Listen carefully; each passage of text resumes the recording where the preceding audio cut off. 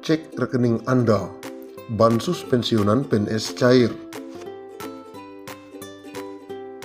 Dikabarkan pemerintah akan menyalurkan bantuan sosial atau bansos taperum bagi para pensiunan dan ahli waris PNS. Hal ini sebagaimana informasi yang disampaikan BP Tapra di laman resminya beberapa waktu lalu. Untuk mendapatkan bansos ini, pensiunan atau ahli waris disarankan untuk mengecek halaman tapra.go.id. Di laman itu, Anda dapat mengunduh surat pernyataan sebagai syarat pencairan. Direktur Operasi Pengerahan Dana BP Tapra, Budi Santoso menjelaskan, pengembalian dana taperum pensiun atau bansos akan dilaksanakan mulai minggu kedua. Artinya pencairan dana ini akan dilakukan jika tidak ada hambatan. Pihaknya akan mentransfer langsung pengembalian dana bansos ini ke nomor rekening milik pensiunan tersebut. BP Tapra bekerja sama dengan PT Taspen Persero dalam proses pencairan dana ini setelah proses verifikasi dan validasi data penghitungan saldo individu PNS. Sebagaimana yang dilakukan oleh PT Taspen Persero dalam melakukan pembayaran pensiun, sehingga PNS pensiun tidak perlu datang untuk melakukan verifikasi ke kantor layanan BP Tapra, katanya dalam pengumuman resmi di laman tapra.go.id. Pihaknya menghimbau bagi ahli waris PNS pensiun yang datanya sudah tidak tercatat pada basis data PT Taspen, proses pengembaliannya akan dilaksanakan dengan bekerja sama melalui perbankan, kementerian atau lembaga, dan institusi terkait lainnya. Untuk proses pengembalian dana taperum kepada pensiunan dan ahli waris tidak memerlukan kehadiran secara langsung di kantor BP Tapra. Namun ternyata tidak semua pensiunan PNS dapat pengembalian dana ini. Ia mengatakan PNS yang pensiun sebelum Mei 2019 sudah memperoleh dana taperum. Bansos taperum PNS yang dikembalikan itu telah memperhitungkan manfaat bantuan yang pernah diterima selama menjadi peserta BP Taperum, PNS Badan Pengelola Tabungan Perumahan Rakyat. Dengan kata lain, katanya dana taperum hanya diberikan pada PNS yang pensiun pada periode 2019 hingga Desember 2020. Untuk dapat bantuan ini, calon penerima harus mengunduh surat pernyataan. Selain itu, para calon penerima juga harus menyiapkan dokumen. Sejumlah dokumen yang wajib dilengkapi pensiunan sebagai berikut: KTP, SK pensiun, nomor rekening bank. Untuk ahli waris pensiun juga memerlukan beberapa persyaratan tambahan, seperti surat kuasa bermaterai, KTP ahli waris, surat keterangan ahli waris.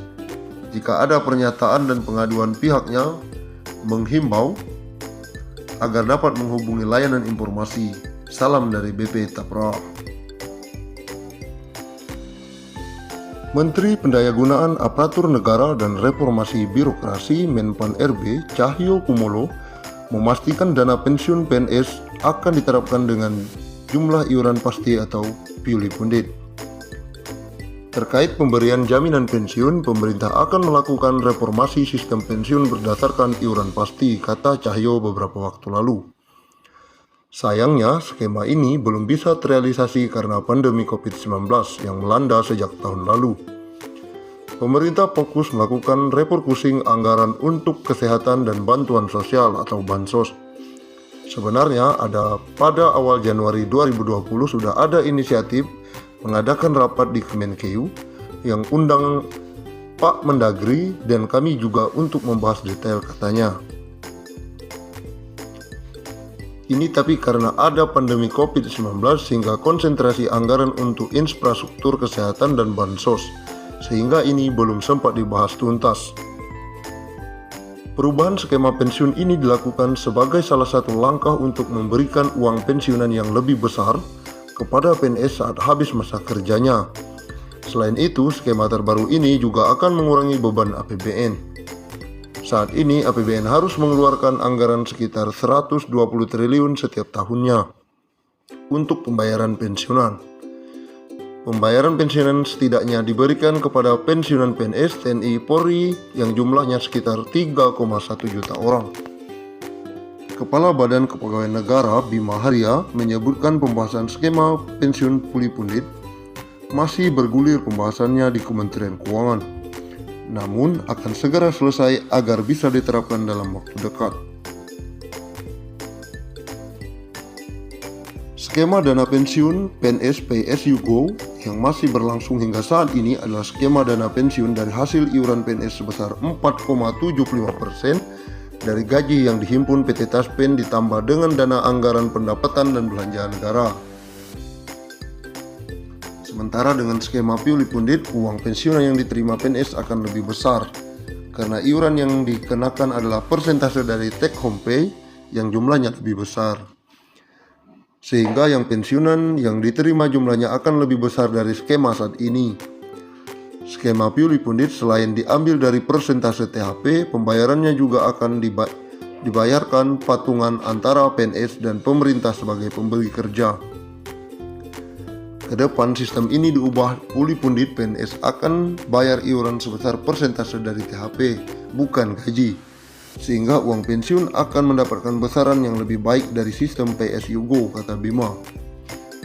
Skema dapun PNS saat ini, kata Bima, membuat pembayaran iuran PNS sangat kecil karena dari gaji pokok.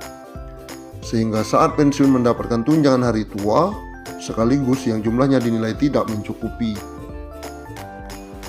Menteri Pan-RB periode 2016 sampai 2018 Asman Abnur sebelumnya lengser dari jabatannya sempat mengatakan salah satu negara yang bisa menjadi tolak ukur dalam melaksanakan skema pensiun puli pundit adalah Korea Selatan. Menurut Asman, negara ginseng tersebut memberlakukan dana pensiun sebesar 20% dari gaji pokok, di mana 10% dibayar pemberi kerja dan 10% sisanya dibayar oleh PNS. Skema ini dianggap lebih baik dalam memberikan dana pensiun. Sebagai contoh, uang pensiun yang diterima PNS Korea Selatan mencapai 4.000 US per bulan, sementara uang pensiun yang diterima 350 US per bulan. Tapi catat, mereka bukan memotong gaji, tapi masing-masing pemberi kerja dan pemberi kerja membayar iuran. Akumulasi semua total yang dicadangkan akan dikembalikan saat pensiun, ujarnya mengutip dari CNBC Indonesia.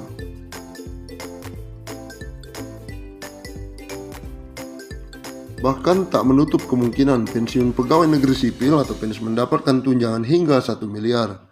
Berbicara saat penandatanganan komitmen pembangunan mal pelayanan publik, Cahyo mengaku berbicara dengan PT Taspen apakah mungkin pensiunan PNS mendapatkan tunjangan hingga 1